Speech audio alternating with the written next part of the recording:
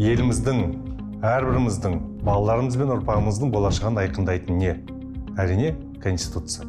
15 наурызда елімізде жалпы халықтық референдум өтеді. Азаматтарымыз жаңа ата заң үшін дауыс береді. Бұл күн тарихымыздағы тағдыр шешті сәт болуы мүмкін. Осы бейнероликте жаңа Конституция жобасының қалай әзірленгені, жаңа ата заңның ел болашағы мен оның әрбір азамат алдындағы мақсаты және мән маңызы туралы айтып беремін. Жаңа Конституция жарты жылға созылған қоғамдық және сарапшылық талқылаулардың нәтижесі. Оны әзірлеу үшін кезең-кезеңмен жүйелі жұмыстар жүргізілді. Бұған мемлекет басшысы Қасым-Жомарт Тоқаевтың былтыр 8 қыркүйекте Қазақстан халқына арнаған жолдауындағы бір палаталы парламент құру туралы бастамасы себеп болды. Президент сол кезде конституциялық реформа қатысты түпкілікті шешімді ел азаматтары референдумда қабылдайтынын айтқан еді. Бір палаталы парламентке көшу қазіргі конституцияның 40-қа жуық бабына түзету енгізуді, яғни негізгі заңның жартысына жуығын жаңартуды талап ететіні белгілі болды. Сол себепті 8 қазанда президент бастамасымен парламенттік реформа жөнінде жұмыс тобы құрылды. Оның құрамына 30-дан астам танымал заңгер сарапшылар, парламенттегі саяси партиялар фракцияларының жетекшілері, қоғамдық ұйымдардың өкілдері енді. Президент парламенттік реформаға бастамашы болып қана қоймай, оның жүзеге асырылуына да тікелей атсалысты. Мәселен, мемлекет басшысы парламенттегі президенттік квотадан бас тартуды, цифрландыру жөнінде жаңа комитетті құруды, сонымен қатар жергілікті деңгейде мажоритарлық сайлау жүйесін сақтап, мәслихаттарға бір мандатты округтер арқылы сайлауды ұсынды. Азаматтардың ұсыныстарын жинақтау мақсатында e-өтініш және e-gov платформаларында арнайы бөлім ашылды. Азаматтар мен сарапшылар сондай-ақ еліміздегі 7 саяси партия мен 16 қоғамдық ұйым өз ұсыныстарын жолдады. Қазан-қаңтар айларының аралығында парламенттік реформа бойынша 600-ге жуық ұсыныс келіп түсті. Бұған қоса, Конституцияның басқа да бөлімдеріне қатысты қосымша 2000-нан астам ұсыныс пікір жинақталды. Яғни парламенттік реформамен салыстырғанда Конституцияның басқа бағыттарына қатысты ұсыныстар 3 есе көп түсті. Сол кезде конституциялық реформаның парламенттік жүйені жаңғырту аясынан шығып, үлкен өзгерістерге ұласатыны белгілі болды. Қоғамда Конституцияны толықтай жаңартуға деген сұраныс бар екені анықталды. Сондықтан 20 қаңтарда Қызылордада өткен ұлттық құрылтайының 5 отырысында мемлекет басшысы конституциялық реформа бойынша келіп түскен басқа да ұсыныстарды мәлімдеп, оларды талқылау мақсатында конституциялық комиссия құру туралы шешім қабылдаған жариялады. Оның құрамына ұлттық құрылтай мүшелері, танымал заңгерлер, сарапшылар, мемлекеттік органдар, бұқаралық ақпарат құралдары, өңірлік мәслихаттар, қоғамдық кеңестер мен ғылыми қоғамдастық өкілдерінен тұратын 130 адам енді. Осылайша, комиссияда әртүрлі әлеуметтік және кәсіби топтар, еліміздің барлық өңірі толық қамтылды. Конституциялық комиссияның барлық 12 отырысы ашық форматта өтті.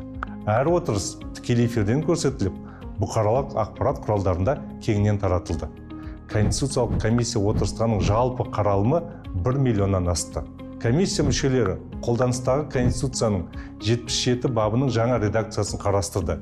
Яғни жалпы мәтіннің 84% сол кезде өзгеріске ұшырады. Сонымен қатар жаңа преамбула, жаңа бөлімдер мен жаңа баптар ұсынылды. Олардың барлығы жаңа тұжырымдамалық сипатқа ие болып, саяси жүйені айтарлықтай өзгертіп, маңызды қоғамдық құндылықтар мен мемлекеттік қағидаттарды белгіледі. Сол себепті талқылаулар нәтижесінде комиссия Қазақстанның жаңа ата заңын әзірлеу туралы шешім қабылдады. Атап өтерлігі, жаңа конституция жобасын әзірлеуге мемлекет басшысы ерекше атсалысты. Президент конституциялық комиссия басшылығымен үнемі кездесіп, азаматтар мен қоғамдық ұйымдардың ұсыныстарын мұқият зерделеді. Кеңесшілер және сарапшылар тобымен бірге жаңа ата заңның мәтінімен жүйелі жұмыс жүргізді. Сондай-ақ жаңа конституцияның негізгі тұжырымдамалық баптардың көбін Қасым-Жомарт Кемелұлы Тоқаев өзі ұсынды. Мысалы, жаңа преамбула президенттің тұжырымдамалық тезистерінің негізінде әзірленді. Сондай-ақ мемлекет басшысы көптеген жаңашылдықтарын, әсіресе қарапайым азаматтардың мүдделері мен құқықтарын қорғайтын бірқатар маңызды нормалардың авторы.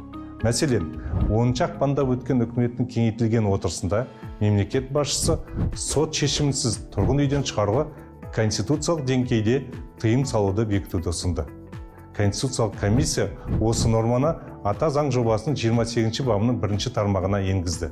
Осылайша мемлекет басшысы конституциялық реформаға бастамашылық етіп қана қоймай, жаңа тазаңдағы негізгі ережелерді өзі дайындап, өзі ұсынды. Сол себепті жаңа конституцияда президенттің ұстанып отырған саяси бағыттың негізгі қағидаттары, сондай қоғам мен мемлекетті дамытуға қатысты көзқарастары мен ұстанымдары көрініс тапты. 31 қаңтарда жаңа конституция жобасы жарияланып, жұртшылық назарына ұсынылды. Жаңа мәтін жарияланған сәттен бастап азаматтардан қосымша тағы 12 мың ұсыныс пікір келіп түсті. Олардың барлығы Конституциялық комиссия мүшелері тарапынан мұқият қаралып, жаңа тазаңның соңғы жобасын әзірлеу барысында ескерілді. Бастапқы күндері 1000-2000 ұсыныс пікір келіп түскен болса, бір аптадан соң өтініштердің саны 50-60-қа дейін азайды. Яғни осы аралықта азаматтардың жаңа тазаңға қатысты көзқарастары толық қалыптасып үлгерді. Сол себепті 11 ақпанда өткен соңғы отырыста Конституциялық комиссия мүшелері жаңа тазаң жобасын жалпы ұлттық референдумға шығаруды ұсынды. Мемлекет басшысы бұл шешімді қолдап, жаңа тазаңды қабылдау мәселесі бойынша республикалық референдумды 2026 жылдың 15 наурызында өткізу туралы жарлыққа қол қойды. Осылайша, алдағы референдум жарты жыл бойы қоғамның талқысына түскен конституциялық реформаның логикалық түйіні болмақ. Жаңа тазаң Конституциялық комиссияның 130 мүшесінің ұсыныстары мен пікірлерін жолдаған мыңдаған азаматтың бірлескен еңбегінің нәтижесі. Сондықтан да оны халықтық конституция деп атайды. Қазіргі қолданыстағы 1995 жылы қабылдаған конституция тәуелсіздігімізді енді ғана алған елең алаң шақта әзірленді. Ол кезде негізгі мемлекеттік институттар енді ғана қалыптасып, қоғамдағы құндылықтардың негізі енді ғана қаланып, шет мемлекеттермен қарым-қатынас енді ғана орнатылып жатты. Қазіргі конституцияның мәтінінде әлі де кеңес кезеңінің ықпалы, сол уақыттың ескірген лексикасы мен терминологиясы байқалады. Мысалы, қазіргі атазаңдағы телеграф, тектік топтық араздық, немесе мемлекеттік қауіпсіздік деген ұғымдар бүгінде қолданылмайды. 1995 жылғы атазаңды небары 12 адамнан ғана тұратын шағын топ жабық форматта әзірледі. Олардың үшеуі шетелдік сарапшылар еді. Ал жаңа конституцияны жазу үшін сырттан ешкім тартылған жоқ. Оны еліміздің 130 азаматтан тұратын комиссия дайындады. Әрине, ешкімде қазіргі қолданыстағы конституцияның мемлекеттің дамуындағы қоғамның қалыптасуындағы маңызды рөлін жоққа шығармайды. Қазіргі атазаң көптеген жетістіктерге негіз болды. Дегенмен бүгінде Қазақстан айтарлықтай өзгерді.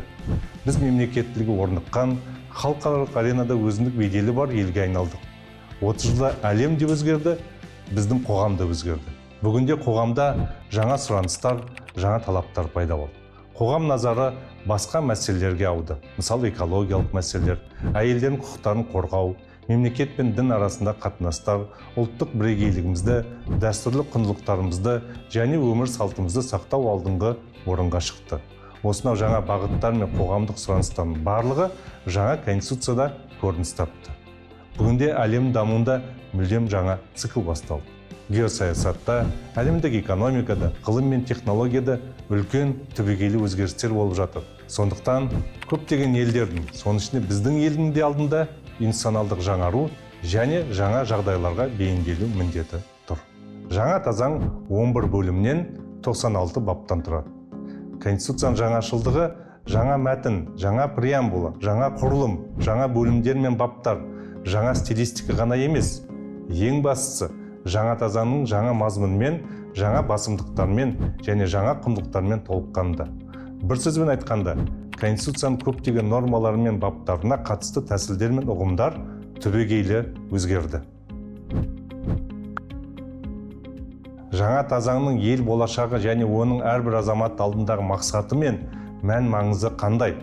Біріншіден, оның басты ерекшелігі қарапайым адамның мүддесіне бағдарлануы. Жаңа конституцияда басты назар мемлекетке емес, керісінше адамға, оның құқығы мен бостандықтарына, мүддесі мен қажеттіліктеріне аударылған. Жаңа тазаңның преамбуласының өзінде адам құқықтары мен бостандықтары негізгі басымдық ретінде бекітілген. Ал жаңа конституцияның бірінші бабында мемлекеттің басты құндылығы ретінде адам және оның өмірі, құқығы мен бостандығы айқындалған. Жаңа тазаңның екінші бөлімі толықтай адам құқықтарына, бостандықтары мен міндеттеріне арналған.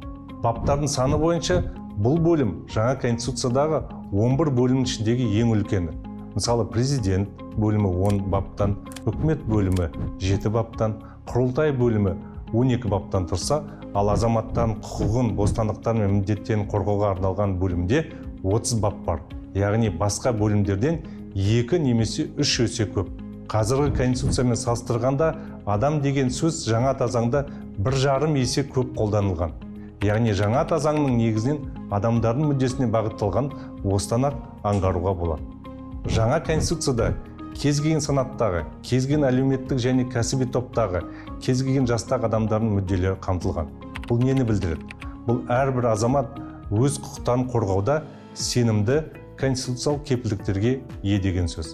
Мысалы, ғалымдар мен шығармашылық иелері үшін жаңа конституцияда ғылыми, техникалық және көркем шығармашылық еркіндігіне кепілдік берілген. Кәсіпкерлерге жаңа ата заң барлық меншік нысандарының танылуына және қорғалуына кепілдік береді. Әлеуметтік осал топтар үшін мемлекет тарапынан әлеуметтік қорғау құқығы жасына, ауруына, мүгедектігіне, асыраушысынан айырылуына байланысты және заңда көзделген өзге де негіздер бойынша әлеуметтік қамсыздандыру құқығы қамтамасыз етіледі. Жаңа конституцияға сәйкес барлық азаматтар жасына, әлеуметтік және өзге де жағдайына қарамастан еңбек етумен демалу құқығына, білім алуға және денсаулығын сақтауға, сөз бостандығы мен бейбіт жиналыстар өткізуге, жеке деректерін қорғауға, қолайлы қоршаған ортаға ие бола алады. Жаңа конституцияның 4 бабының 1 тармағында мемлекеттік биліктің бірден-бір бастауы әрі егемендіктің иесі Қазақстан халқы екені нақты көрсетілген. Бұл бұрын соңды болмаған жаңа норма. Сондықтан да енді ата заңның 92 бабының 1 тармағына сәйкес конституцияға кез келген өзгерістерді тек жалпы халықтық референдум арқылы, яғни елдің барлық азаматтарының пікірін ескере отырып қана енгізуге болады. Алғаш рет ата заңның конституциялық құрылыс негіздері деп аталатын 1 бөлімнің 3 бабының 2 тармағында мемлекеттің стратегиялық дамуының негізі ретінде табиғи қазбалар, басқа да байлықтар емес, ең алдымен адами капитал, яғни адамдардың білімі, қабілеті, еңбегі белгіленді. Бұл мемлекеттік саясаттағы өте маңызды және терең бетбұрыс. Екіншіден, жаңа конституцияда ұлттық бірегейлігіміз айқын көрсетілген. Алғаш рет преамбулада тарихи тамырымыз көрсетіліп, ұлы даланың мыңдаған жылдық тарихының сабақтастығын сақтау туралы тікелей айтылды. Конституциялық құрылыс негіздері деп аталатын 3 бөлімнің 3 бабының 1 тармағында мемлекет қызметінің негіз құраушы қағидаттарының бірі тарихи мәдени мұраны сақтау және төл мәдениетті қолдау екені нақты айқындалған. Жекелеген нормалар мен баптар өмір салтымызды конституциялық деңгейде сақтауға және қорғауға бағытталған. Мысал ретінде дәстүрлі отбасы институтын және мемлекеттің зайырлы сипатын айтуға болады. Жаңа конституцияда тәуелсіздік пен егемендік ұлттық бірегейлігіміздің негізгі тірегі екені қамтылған. Аталған құндылықта жай декларация емес, нақты нормалармен бекітілген. Жаңа ата заңның конституциялық құрылыстың негізі деп аталатын 1 бөлімнің 3 бабындағы негізгі қағидалар тізімінде мемлекеттік қызметтің ең бірінші қағидасы ретінде егемендік пен тәуелсіздікті қорғау деп көрсетілген. Ал 2 бапта мемлекеттің егемендігі, тәуелсіздігі, унитарлығы, аумақтық тұтастығы, Қазақстан Республикасының басқару үлгісі өзгертілмейді деп тікелей бекітілген. Бұл осы мәселелер талқыланбайды, тіпті референдумға да шығарылмайды дегенді білдіреді. Олар мемлекетіміздің өзгермейтін негізі болып саналады. Жаңа конституцияның мәтінімен танысқанда егемендік және тәуелсіздік сөздерін бас әріппен жазылған байқаған боларсыздар. Бұл мәтіннің стилистикалық ерекшелігі ғана емес, мемлекет басшысының тұжырымдамалық ұстанымын көрсетеді. Оның пікірінше тәуелсіздік және егемендік басты құндылықтар, сондықтан олар қоғамдық санада қасиетті де қастерлі ұғымдар ретінде бекітілуі керек. Жаңа конституцияның 3 ерекшелігі жоғарғы билік органдарының жаңа құрылымы. Жаңа ата заң мемлекет басшысының күшті президент, ықпалды парламент, есеп беретін үкімет формуласын түбегейлі бекітеді. Президент бастамасымен бір палаталы құрылтай, вице-президент, халық кеңесі секілді жаңа институттар құрылады. Көптеген лауазымды тұлғалардың қызметіне қатысты бір реттік мерзім белгіленді. Президенттен басқа Конституциялық сот төрағасы мен оның судьялары, жоғарғы сот төрағасы және бас прокурор тек бір мерзімге сайланатын болады. Мемлекет басшысы айтқандай, жаңа Конституция суперпрезиденттік жүйеден түбегейлі бас тартуға жол ашады. Сонымен қатар, жаңа заңға сәйкес парламентте президенттік квота болмайды. Барлық депутаттар тек бір тәртіппен сайланады. Президент, вице-президентті, премьер-министрді, орталық сайлау комиссиясының мүшелерін, жоғарғы аудиторлық палата мүшелерін тағайындағанда құрылтай депутаттан көпшілігінің келісімін алу қажет. Осы арқылы биліктің тармақтары арасында теңгерім орнап, әділетті жүйе қалыптасады. Сондықтан жаңа конституция Қазақстанның саяси жүйесін мүлдем жаңа, тиімді және әділ модельге толығымен көшуін аяқтап, бір жола бекітетін болады. Төртіншіден, жаңа конституцияның маңызды ерекшелігі оның заманауи сипатында. Тұңғыш рет конституцияның преамбуласында мәдениет пен білім, ғылым мен инновациялар құндылық ретінде көрсетілген. Жаңа конституцияның 3-ші бабында негізгі мемлекеттік қағидаттардың бірі ретінде еңбексүйгіштік, прогресс, білім құндылықтары бекітілген.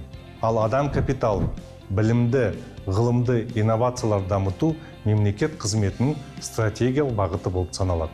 Сондай-ақ, жаңа конституцияның азаматтардың құқықтары мен бостандықтары туралы 2-ші бөлімнің 18-ші бабының 3-ші тармағында алғаш рет Миранда ережесі бекітілді. Яғни ұсталған сәттен бастап әрбір адамға оның бостандығын шектеу негіздері және құқықтары міндетті түрде түсіндірілуі керек. Атап айтқанда, адвокатты пайдалануға, үн қатпауға, өзіне қарсы куәлік беруден бас тартуға құқығы бар. Қазақстан азаматтардың құқықтарын цифрлы кеңістікте қорғау нормасын конституциялық деңгейде бекіткен алғашқы елдердің бірі.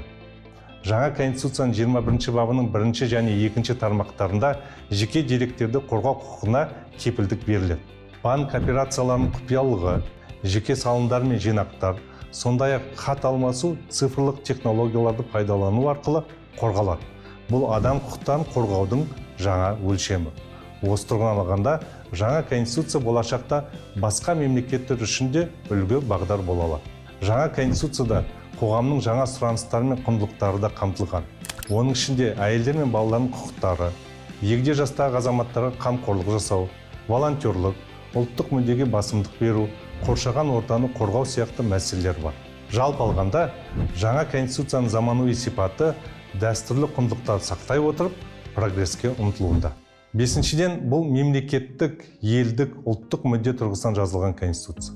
Конституцияда мемлекеттік тіл қазақ тілі екені нақты жазылған, айқын бекітілген. Осылайша жаңа заңның конституциялық құрылыс негіздері деп аталатын 1-ші бөлімнің 9-ші бабының барлық тармақтары енді бір нақты логикаға келтірілді. Яғни бізде мемлекеттік тіл біреу жалғыз, ол қазақ тілі. Басқа мемлекеттік тіл жоқ. Жаңа конституцияның мемлекеттік тілдегі нұсқасы аударма емес. Жаңа заң о бастан және тұңғыш рет қазақ тілінде мемлекеттік тілде әзірленді. Терминологиялық редакциялық жұмыстарды заңгерлер мен лингвист мамандар бірлесіп жүргізді. Екіұшты мәселе туындаған жағдайда ата заңның мемлекеттік тілдегі мәтіні негізге алынды. Осылайша, конституция нормаларының мәні нақтыланып, әртүрлі шешімдерге негіз болатын кемшіліктер жойылды. Нәтижесінде жаңа заңның мәтіні оқуға жеңіл, түсінуге оңай, құқықтық тұрғыдан нақты құжатқа айналды. Осылайша жаңа конституция еліміздің дамуына жаңа серпін, жаңа бағыт береді және тарихымыздың жаңа дәуірін ашады. Егер жаңа конституция референдумда қабылданса, барлық заңнаманы жаңа заң нормаларына сәйкестендіру бойынша жүйелі жұмыс басталады. Яғни, ондаған заңды қабылдау қажет болады. Бұл жаңа конституцияның баптары жай декларация ғана емес, өзгерістерге жол ашатын нақты құрал болатынын білдіреді. 15 наурыз маңызды шешім қабылдайтын күн. Бұл күн еліміз үшін де, әрбір азамат үшін де ерекше мәнге ие. Дауыс беретін учаскеңіз, қажетті құжаттар мен референдумның тәртібі туралы толық ақпаратты электронды үкімет порталынан және арнайы ақпарат ресурстарынан біле аласыз. Референдум елдің болашағына әсер етуге, өзіңіздің және жақындарыңыздың өмірін жақсартуға берілетін нақты мүмкіндік және сіздің құқыңыз. Назарларыңызға рахмет.